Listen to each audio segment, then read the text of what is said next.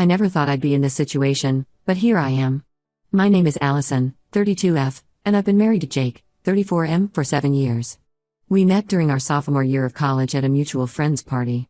I remember it like it was yesterday. I was helping in the kitchen, trying to salvage a batch of burnt cookies, when Jake walked in. He took one look at the smoky mess, laughed, and offered to run to the store for more supplies. We ended up spending the whole night baking and talking, completely forgetting about the party outside. From that night on, we were inseparable. Jake was always the life of the party, charming and outgoing, while I was more reserved. I thought we balanced each other out perfectly. After graduation, we moved in together and started building our life. Jake got a job at a startup tech company, and I began working at a local nonprofit. We got married 2 years later in a small ceremony in my parents' backyard. Our life together wasn't perfect, but I thought we were happy. We had our share of arguments, usually about Jake's long work hours or my desire to start a family, but we always worked through them. Or so I thought. Last week, I discovered something that shook my world to its core. It was a regular Tuesday evening, and I was tidying up our home office. Jake had been working late nights recently, preparing for a big product launch. I was straightening up his desk when I accidentally knocked over his laptop bag. As I picked it up, a small, leather-bound notebook fell out. I didn't think much of it at first. Jake often jotted down ideas for work, and I assumed it was just another one of his brainstorming journals. But when I opened it to put it back, I froze. Inside were detailed accounts of Jake's encounters with various women, complete with dates, names, and even ratings. My hands shook as I flipped through the pages. The dates spanned our entire relationship, even before we got married. There were at least 15 different women listed, some with multiple entries. I recognized a few names, co-workers, friends of friends, even one of my cousins, Megan, who had stayed with us for a week last summer while she was job hunting in the city. I felt like I couldn't breathe. This couldn't be real. Jake and I had always been honest with each other. We'd even had conversations about fidelity early in our relationship. Jake had been cheated on by his high school girlfriend, and he always said how much it had hurt him. How could he do this to me? I sat there for what felt like hours, reading and rereading the entries. I kept hoping it was some kind of sick joke or a writing exercise gone wrong. But deep down, I knew it wasn't. The details were too specific, too personal to be fiction. When Jake came home that night, I confronted him. At first, he tried to play it off as a joke, then as a fantasy journal. But when I started quoting specific entries, his face fell. He admitted to everything. Jake begged me not to leave him. He said he had a problem, that he'd been struggling with sex addiction for years. He talked about how the pressure at work had been getting to him, how he turned to these encounters as a way to cope with stress. He promised to get help, to change. But all I could think about were the years of lies, the betrayal, the humiliation. I packed a bag and left that night. I'm staying with my best friend, Sarah, 31F, who's been incredibly supportive. Sarah and I have been friends since high school. We were roommates in college, and she was my maid of honor at my wedding. She's always been there for me, and I'm grateful for her support now more than ever. Jake's been calling and texting nonstop, alternating between apologies and accusations. He's even shown up at Sarah's place a few times, forcing us to call the police. It's like he's a completely different person from the man I thought I married. I'm lost. I thought I knew Jake better than anyone, but now I feel like I never really knew him at all. How could he do this to me? To us? We were talking about starting a family soon. We had even started setting up a nursery in our spare bedroom. Now, I'm wondering if anything in our relationship was real. I've always been independent, but Jake and I built a life together. We have a house that we bought 2 years ago, a charming craftsman with a big backyard where we talked about our future kids playing. We have joint accounts, mutual friends. The thought of untangling all of that is overwhelming. But staying with him seems impossible. How can I ever trust him again? I haven't told many people yet. I'm embarrassed and ashamed, even though I know I shouldn't be.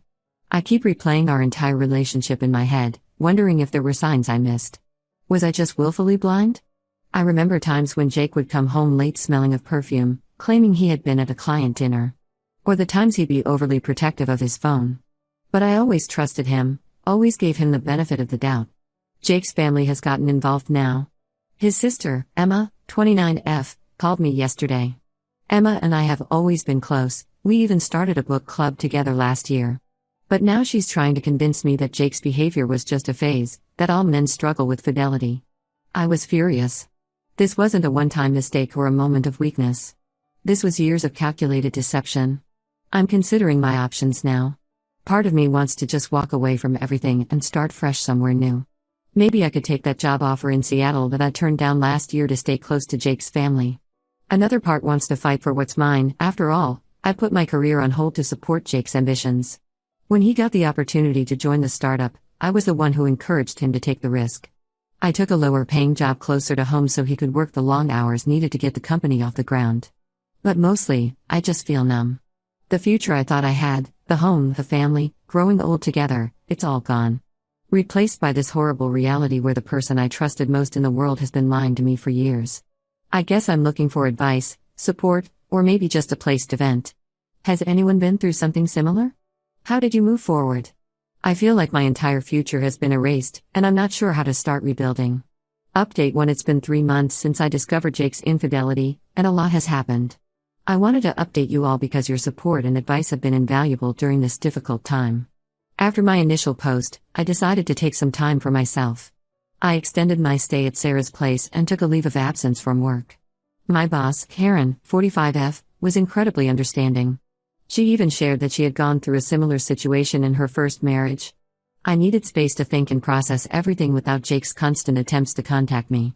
During this time, I also sought legal advice. I learned that Jake's infidelity could potentially impact our divorce settlement, especially given the duration and extent of his affairs. My lawyer advised me to gather as much evidence as possible, so I went back to our house when Jake was at work and retrieved the notebook, as well as made copies of relevant emails and text messages I found on our shared computer. Going back to the house was harder than I expected. Everywhere I looked, there were memories. The kitchen where we used to cook Sunday brunches together. The living room where we'd have movie marathons on rainy weekends. Even the garden we had planted together last spring. It all felt tainted now. About a month after I left, Jake's behavior took a turn for the worse. He started spreading rumors among our friends that I had cheated on him, which is why I left. Some people actually believed him, which was incredibly hurtful. Our friend Tom, 33M, who Jake and I had known since college, even called me to ask if it was true. It was a wake-up call about who my real friends were. Jake also drained our joint bank account. Fortunately, I had already moved most of my personal savings to a new account, but it was still a significant financial hit. My lawyer is addressing this in our divorce proceedings. On a more positive note, I've reconnected with my family. I was hesitant to tell them at first, but when I finally opened up to my parents and siblings, their support was overwhelming. My older brother, Mark, 36M, even offered to let me stay with him and his wife in their guest house while I figure things out. I took Mark up on his offer and moved out of Sarah's place last month. It's been good to have family around, especially as I navigate the divorce process. Mark's wife, Lisa, 34F, has been particularly supportive. She went through a divorce herself before meeting Mark, and her insights have been incredibly helpful. Living with Mark and Lisa has also given me a chance to spend more time with my niece, Sophia, 4F. Her innocence and joy have been a bright spot in these dark times. We've been having weekly art nights where we paint and draw together. It's been therapeutic in a way I didn't expect. As for Jake, he's still trying to reconcile. He started attending Sex Addicts Anonymous meetings and keeps telling me how much he's changed. Last week, he sent me a long email detailing all the ways he's working on himself. Part of me wants to believe him, to think that maybe we could work things out. But then I remember the notebook, the years of lies, and I know I can't go back. The divorce proceedings are ongoing. Jake is fighting for a 50-50 split of our assets, despite his infidelity and the fact that I sacrificed my career advancement for his. It's frustrating, but my lawyer assures me we have a strong case. I'm slowly starting to rebuild my life. I've returned to work and even started taking a photography class at the local community center, something I've always wanted to do but never had time for when I was with Jake. It's not easy, and there are still days when I feel overwhelmed by sadness and anger. But I'm taking it one day at a time. Thank you all again for your support. I'll update again when there are significant developments in the divorce proceedings or my personal journey. Update 2: Hello everyone. It's been another 3 months, and I wanted to give you all an update on my situation. The divorce proceedings are still ongoing, but we're making progress. Jake initially tried to drag things out, hoping I'd change my mind, but he's finally accepted that our marriage is over. We're now in the process of dividing our assets. One major development is that I've decided to sell our house. Too many painful memories are associated with it, and I want a fresh start. My lawyer has ensured that I'll get a fair share of the proceeds, considering my contributions to our marriage. It was hard to make this decision. I love that house and all the plans we had for it. But every time I think about moving back, I remember finding that notebook in the office, and I know I can't live there anymore. I'm still living in Mark and Lisa's guest house, but I've started looking for my own place. It's both exciting and terrifying to think about living on my own again after so many years, but I know it's an important step in my healing process. I've been looking at apartments closer to the city, near my work. The idea of a shorter commute and being closer to the vibrant city life is appealing. Work has been a welcome distraction. I've thrown myself into new projects and even received a promotion last month. It feels good to be recognized for my efforts, especially after years of putting my career second to Jake's. My boss, Karen, has been incredibly supportive throughout this whole process. She's become something of a mentor to me, helping me navigate office politics and encouraging me to take on more responsibilities. As for Jake, he's still attending his SAW meetings and has started seeing a therapist. Part of me is glad he's getting help, but another part is angry that he didn't do this years ago when it could have made a difference. He's asked to meet and talk things through, but I'm not ready for that yet. Maybe someday, but not now.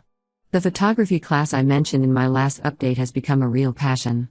I've made some good friends there, and we often go on weekend photo walks together. It's nice to have a hobby that's just for me. Last week, I submitted some of my photos to a local art fair. I don't expect to win anything, but just putting my work out there feels like a big step. I've also started dating again, very casually. Nothing serious, just coffee or dinner here and there. It's strange to be back in the dating world after so long, but it's helping me rebuild my confidence. Last week, I had dinner with a guy named Alex, 35M, who I met through a mutual friend. It was nice, but I'm not ready for anything serious yet. There have been some tough moments too. Jake's family is still trying to pressure me into reconciliation.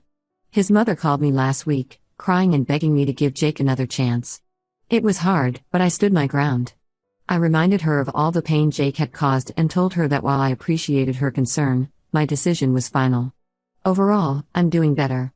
The pain isn't as raw as it was 6 months ago. I still have moments of anger and sadness, but they're less frequent. I'm learning to trust myself again and to believe that I deserve happiness. Thank you all for your continued support. Your kind words and advice have been a lifeline during this difficult time. I'll update again when the divorce is finalized or if there are any other significant changes.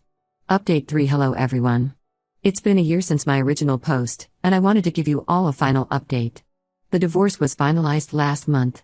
It was a long and often frustrating process, but it's finally over. In the end, I received a fair settlement, including half of the proceeds from the house sale and a portion of Jake's business assets. It's strange to think that our 7-year marriage has been reduced to a stack of legal documents and a division of property. I've moved into my own apartment. It's smaller than the house Jake and I shared, but it's all mine. I've enjoyed decorating it and making it feel like home. My photography hobby has evolved into a small side business. I do portrait sessions on weekends, and I've even had a few of my landscape photos featured in a local gallery. Last month, I was hired to photograph a friend's wedding. It was challenging but incredibly rewarding. Work continues to go well. I've taken on more responsibilities and am being considered for a management position. It feels good to be valued for my skills and hard work. Karen, my boss, has become a good friend and mentor. We often have lunch together, and she's been instrumental in helping me navigate my career growth. As for Jake, we've had minimal contact since the divorce was finalized. He sent me an email apologizing again for everything and wishing me well. I appreciated the gesture, but I have no desire to maintain a friendship or any kind of relationship with him. I heard through mutual friends that he's still attending his SAW meetings and has started volunteering at a local animal shelter. Part of me is glad he's making positive changes in his life, but I'm focused on my own path now. I've continued dating casually, but I'm in no rush to get into another serious relationship. I'm enjoying my independence and focusing on my personal growth. I've been seeing someone, David, 37M, for a couple of months now. He's kind and understanding about my past, and we're taking things slow. My relationships with friends and family have deepened over this past year. Sarah and I still have our weekly movie nights, and I've become closer to my siblings. Mark and Lisa's guest house became a second home to me during the divorce process, and I'm grateful for their support. Looking back, I can see how much I've grown and healed since that terrible day when I found Jake's notebook. While I wouldn't wish this experience on anyone, I've learned a lot about myself and my resilience. I'm stronger than I ever knew I could be. To anyone going through a similar situation, know that it does get better. It's not easy, and there will be tough days, but you're stronger than you think. Take it one day at a time, surround yourself with supportive people, and don't be afraid to ask for help when you need it. Thank you all for being part of my journey. Your support and encouragement have meant more than I can express.